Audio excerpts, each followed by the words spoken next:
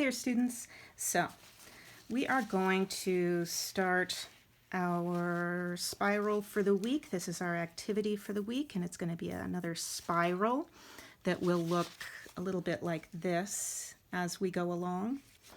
And I want to first show you the setup, okay?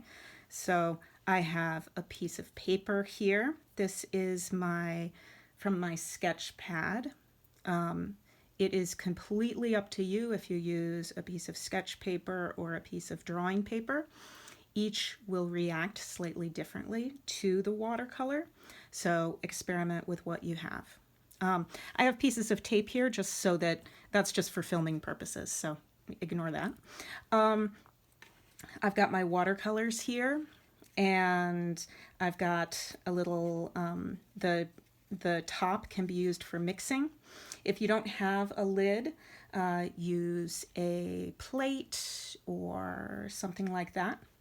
I have a little sharp object that we're going to use at one point during our little painting.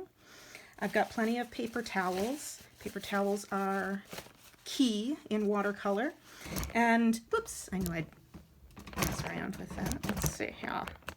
I have, plenty of paper towels, and I've got a number of brushes. I have whatever brushes you happen to have, but the ones that I suggested you get from the kit. Okay, so I've got some flat ones, some round ones. I even have one that I adjusted using some tape so that it is teeny tiny, and we'll play around with those. At one point in the process, we might use a Sharpie pen. I have my Prismacolor pencils hanging around right nearby. And I also have my woodless watercolor pencils. Okay, so that is your setup. You know what? The one thing I wanted to mention, did I say this already? Well, two things I want to mention, if I didn't say it already. I have two water containers. One of them is for cool colors. The cool colors are the blues and greens, and I have another one for warm colors. That's the yellows and the reds. And that's not essential, but it does make things easier.